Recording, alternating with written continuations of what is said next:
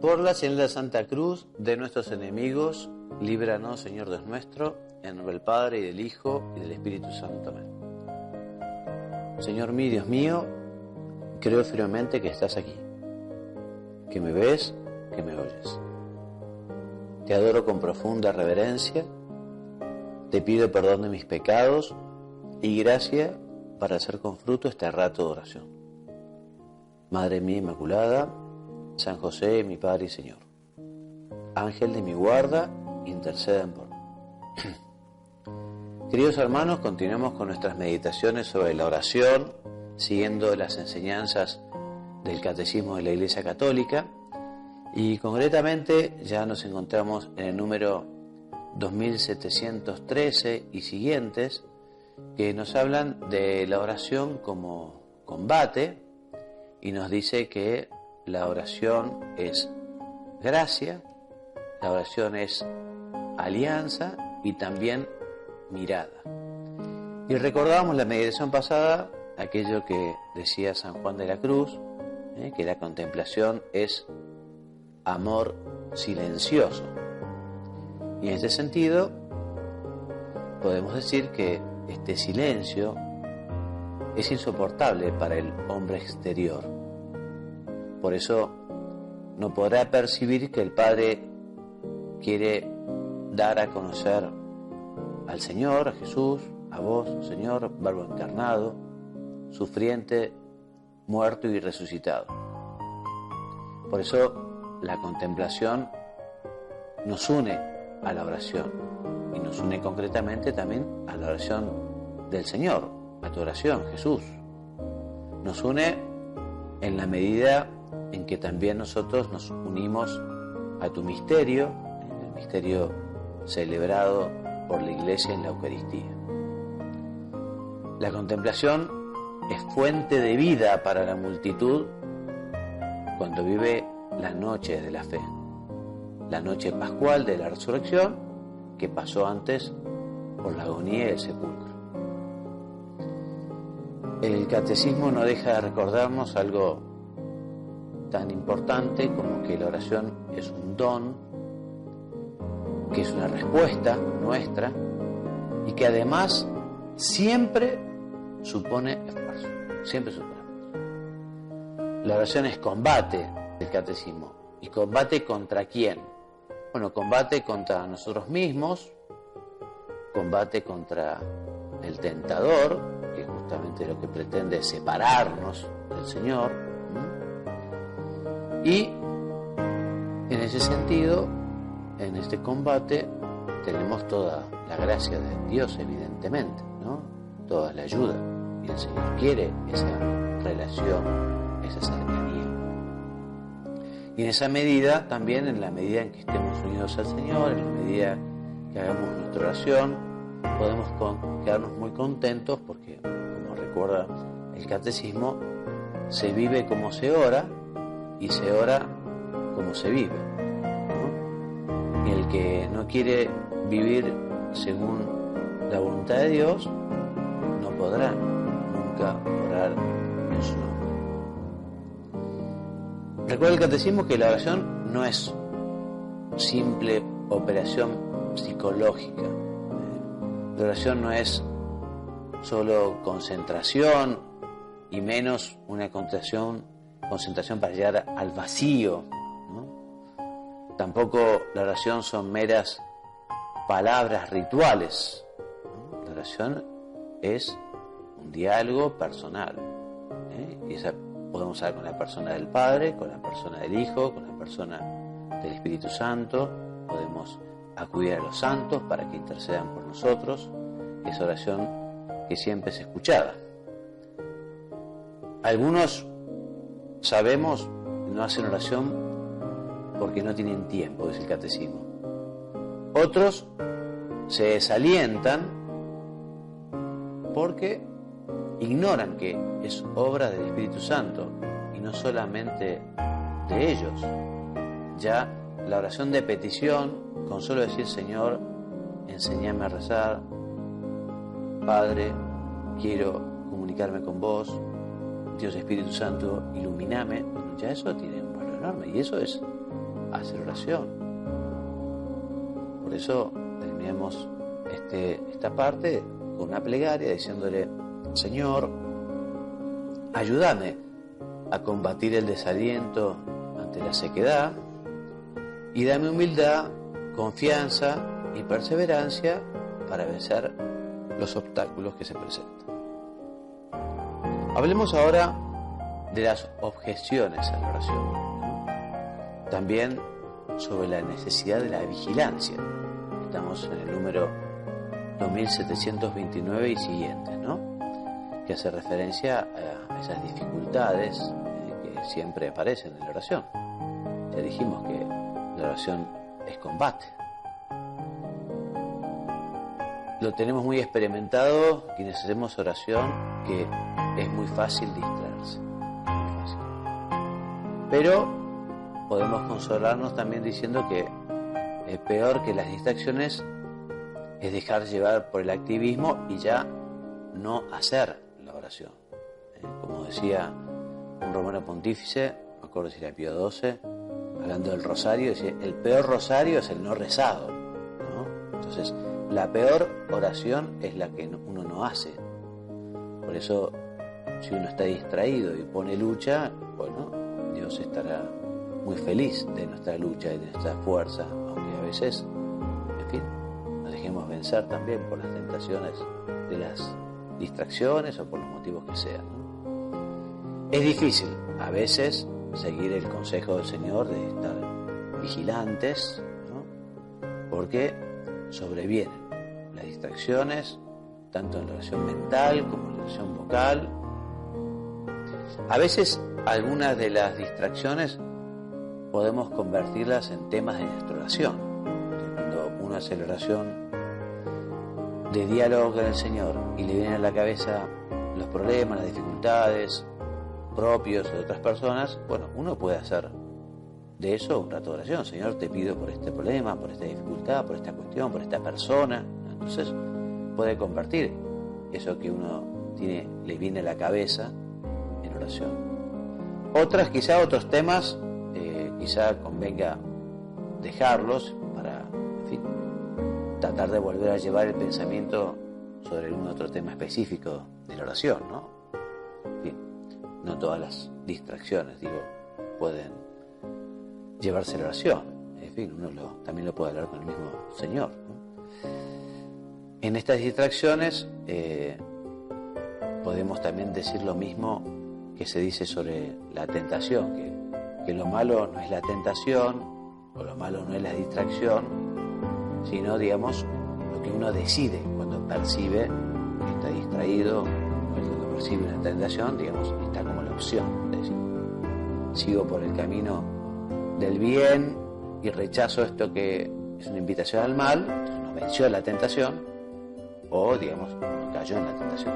Y con la distracción es un poco lo mismo, ¿no? Cuando uno percibe que está distraído, bueno, puede pensar: bueno, esto lo puedo hablar con el Señor, o mejor que tome un libro, el Evangelio, algún texto de la Biblia, los Salmos, en fin, algo que nos ayude a poner así la cabeza, el corazón, los afectos en el diálogo con el Señor.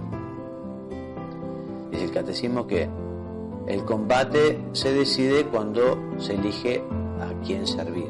Entonces ahí, bueno, Señor, yo voy a hacer el esfuerzo por estar un poco más atento en la oración, por dedicarme más a vos, en fin. El teléfono en la oración, por ejemplo. Bueno, a veces uno puede utilizar el teléfono y rezar por esas personas que nos han escrito en WhatsApp, o pedir por esos asuntos que salen allí, en fin, puede compartirlo con el Señor, hablar de esos temas. Otras veces quizá no, incluso con el mismo tema, dice: no, esto ahora lo dejamos y vamos a hablar de estos temas con el Señor.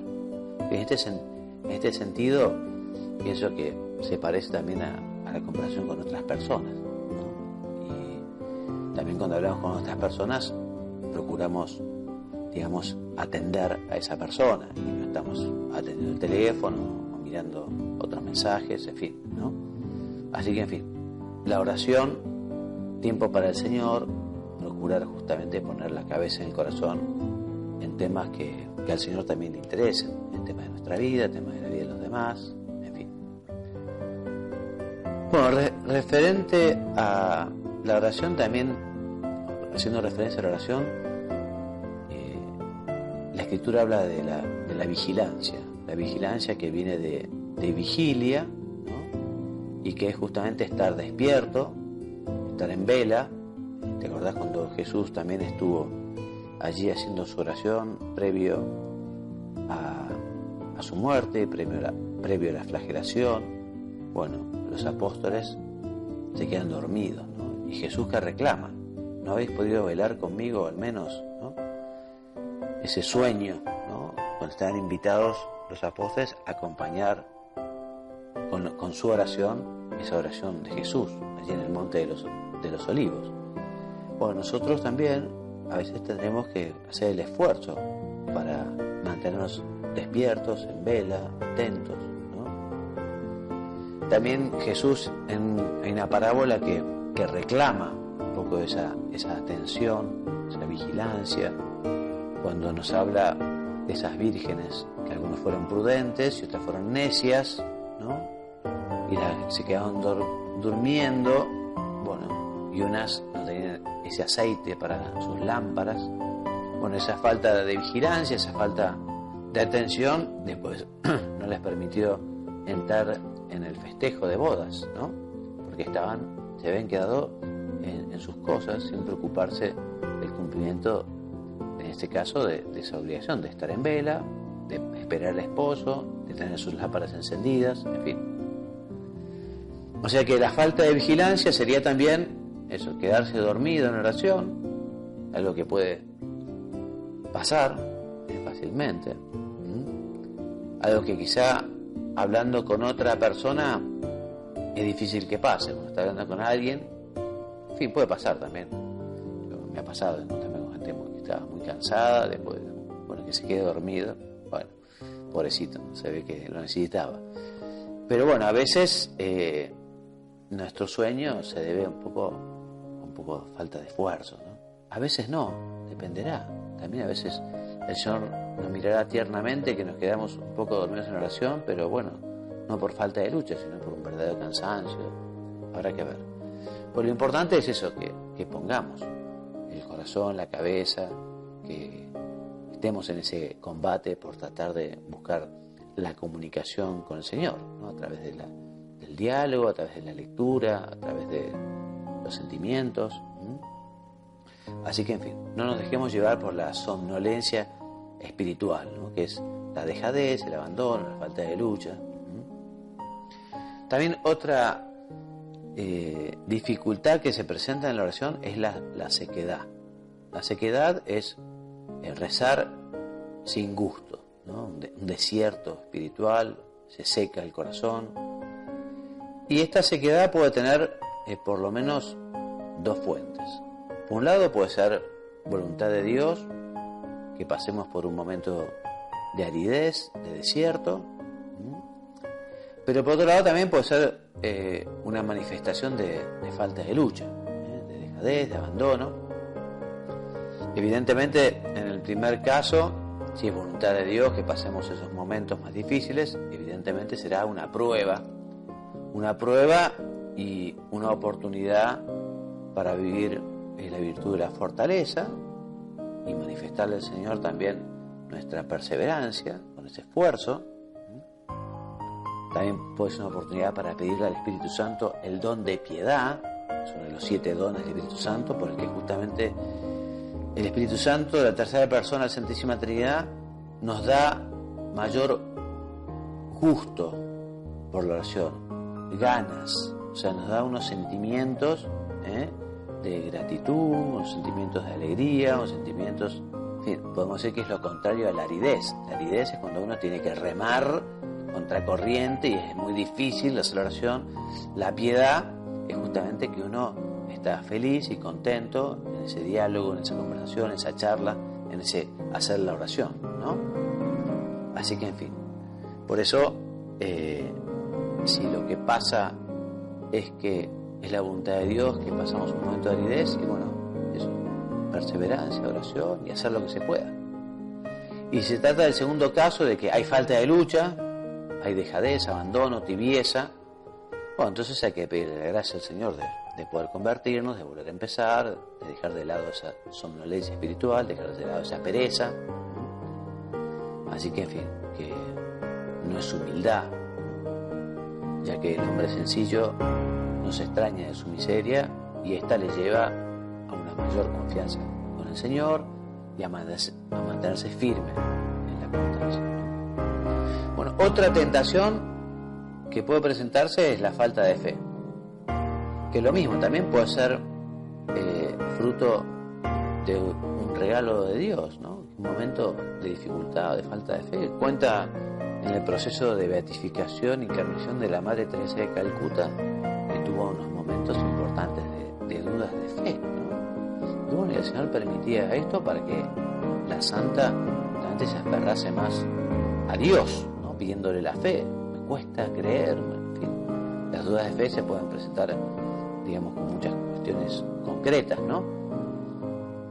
En fin, la fe también uno, a base de no vivirla, a base, digamos, de dejadez, bueno, puede ser que se vaya enflaqueciendo, por decirlo de alguna manera, ¿no? La fe es un don sobrenatural, son las 3 virtudes teologales que las da Dios, pero nos la da en la medida en que uno también ponga los medios, y la pida y viva según la fe. Así que, en fin, por eso también siempre pidamos la fe, ¿no? Pidamos la fe. La oración misma es un acto de fe. Bueno, a veces esa falta de fe no se expresa en una declaración de incredulidad, sino en algunas actitudes, ¿no? Como justamente dejar la oración para más adelante, para después, ¿no? Y hacer otras cosas, o digamos, o dejarse succionar por la vorágine del trabajo, ¿no? Que a veces a uno le succiona la piedad y deja de rezar. Bueno, como que allí está faltando fe, porque está faltando la decisión de darle al Señor ese tiempo que se merece, ese tiempo que nos está esperando, ese tiempo que de alguna manera es de Él también, ¿no? Así que bueno, estas manifestaciones de falta de fe y de tristeza revelan que tenemos que recordar y pensar en lo que el Señor nos dijo, ¿no? Sin mí no podéis hacer nada. Por eso le decimos: Señor, aumentame la fe, Señor, ayúdame a hacer oración, que persevere, que no me deje llevar por el activismo, que no me deje llevar por la vorágine de las cosas que tengo que hacer, que la oración no sea el fusible que salta cuando surgen otras cuestiones, en fin. Bueno, la oración es eficaz, nos dice el número 2734 y siguientes del Catecismo, ¿no? Que nos habla justamente de esa confianza filial, esa confianza con el Padre, y nos habla también de estos temas de la perseverancia, ¿no? Entonces, confianza filial, la confianza filial se prueba sobre todo en la tribulación, ¿no? O sea, en las pruebas se muestra la confianza. Entonces, justamente ante la prueba, confiar, hacer nuevamente un acto de fe, en la adversidad, en la congoja, en la aflicción, en la preocupación, confiar en el Señor y esperar en Él. Ahora, por ejemplo, puede faltar confianza porque estamos pidiendo y no recibimos. Bueno, el apóstol Santiago nos da una respuesta, ¿no? Y nos dice que si estamos pidiendo y no recibimos, posiblemente estemos pidiendo mal, ¿no? San Pablo en este sentido también nos dice que en la carta a los Romanos que no sabemos pedir como conviene. Entonces también hay que pedir al Señor, bueno, esto que te pido, si es lo conveniente, si es lo que yo necesito, si es lo que viene bien para mi alma. También la oración no es poner a Dios entre la espada y la pared. Si bueno, yo rezo, pero vos, Dios, tenés que hacer lo que yo te pido. Evidentemente no. Pedimos, bueno, que se haga su voluntad. También puede ser oportuno preguntarnos, bueno, ¿y mi oración agradará al Señor? O sea, ¿el Señor estará contento con mi oración? ¿Soy un motivo de alegría para el Señor cuando yo rezo? Cuando pedimos exigimos un resultado o decimos, hágase tu voluntad, si esto es bueno, si me conviene, si es lo oportuno, en fin. No vaya a ser que nos estemos imaginando un Dios con minúscula, un Dios instrumental, que está al servicio de nuestros deseos y de nuestros caprichos. Entonces yo rezo, Dios hace. No, así no es. Además, sabemos muy bien que nuestro Padre Dios sabe muy bien qué es lo que nos hace falta antes de que se lo pidamos. Ahora un día, entonces, ¿para qué pedir? Si Dios ya sabe, ¿para qué pedir? Bueno, podemos decir que por un lado, Dios espera porque respeta nuestra libertad, ¿no? Además, muchas veces quiere que perseveremos, que pidamos una vez, que pidamos otra vez, que insistamos. Ya dice un padre de la iglesia, no te aflijas si no recibes de Dios inmediatamente lo que pides. Evagrio. Es Él quien quiere hacerte más bien todavía mediante tu perseverancia en permanecer en la oración. O sea que perseverar, insistir, que ya Dios dirá, ¿no? En este mismo sentido, San Agustín escribe, Él quiere que nuestro deseo sea probado en la oración. Así nos dispone para recibir lo que Él está dispuesto a darnos. Bueno, son muchos los ejemplos del Evangelio como el Señor, antes de hacer su milagro o su favor, le pide, ¿no? Pide una manifestación de fe, o pide perseverancia, insistencia, ¿no? Grande es tu fe, dirá el Señor, ¿no? Y sé que perseveremos. Y si no recibimos, y bueno, bendito sea Dios. Dios sabe más, Dios sabe más. Y su oración nunca caerá en saco roto. Esa oración siempre tiene un gran valor. Por eso decimos, Señor, nosotros sabemos que la oración es siempre eficaz y que su primera respuesta es la transformación de nuestro corazón. Ya esa oración nos ayuda a transformarnos, a convertirnos. También otra cosa que uno sabe por fe es que la eficacia de nuestra oración reside en que es Jesús quien reza en nosotros. Es Jesús que reza con nosotros y también es Jesús quien reza por nosotros. O sea que de alguna manera el Señor, cuando rezamos, ocupa nuestro lugar y pide en favor nuestro. Así que por eso también podemos tener una gran paz. Si nuestra oración está resueltamente unida a la de Jesús, obtenemos todo lo que pidamos en su nombre. También sabemos que podemos orar continuamente. Esta oración continua obviamente viene del amor. Dice Orígenes que ora continuamente el que une la oración a las obras y las obras a la oración. Solo así podemos encontrar realizable el principio de la oración continua. Ora comáis, ora bebáis.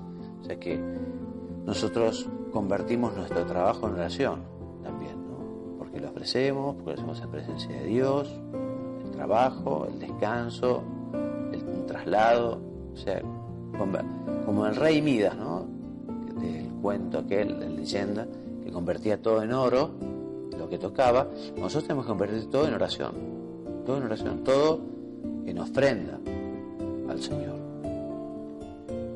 Orar siempre es posible incluso, dice San Juan Crisóstomo, en el mercado o en un paseo solitario, sentado en vuestra tienda, comprando o vendiendo, o incluso haciendo la cocina, o sea, cocinando. O sea, siempre vamos a rezar. Si no rezamos, además también esto es un dato muy importante que nos dice San Pablo, ¿no? Si no rezamos, caeremos también en la esclavitud del pecado, porque como dice en los Gálatas, quien ora se salva ciertamente, y quien no ora se condena ciertamente. Así que la oración justamente también nos sirve Eso para la perseverancia en el bien, para no caer en la tentación. Bueno, hablemos de la oración de la hora de Jesús.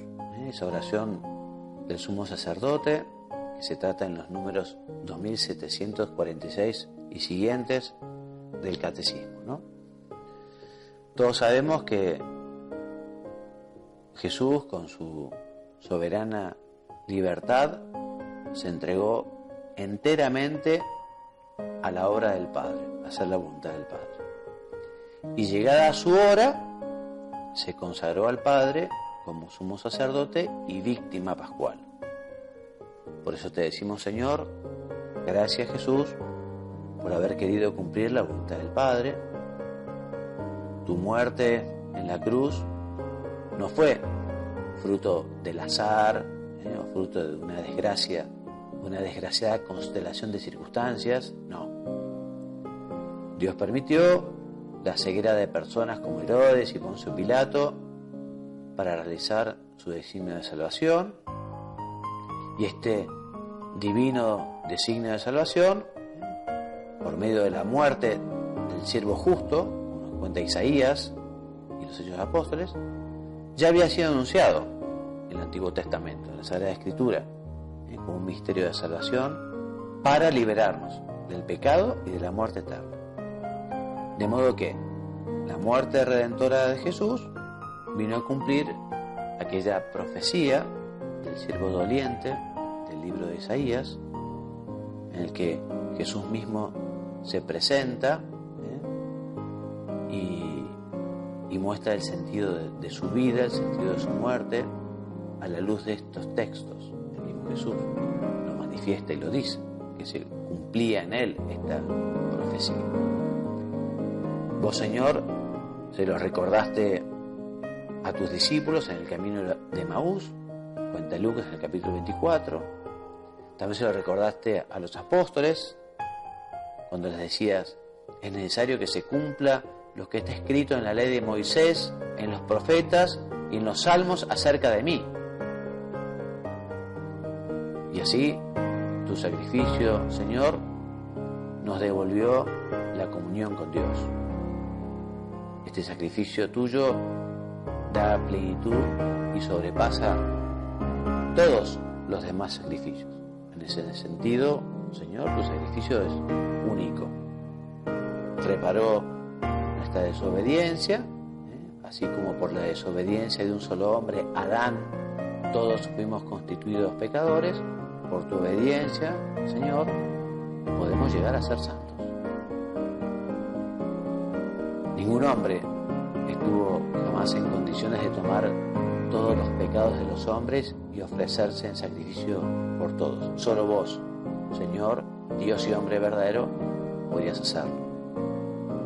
Así sos el único sumo sacerdote, sos, Señor, mediador entre Dios y los hombres.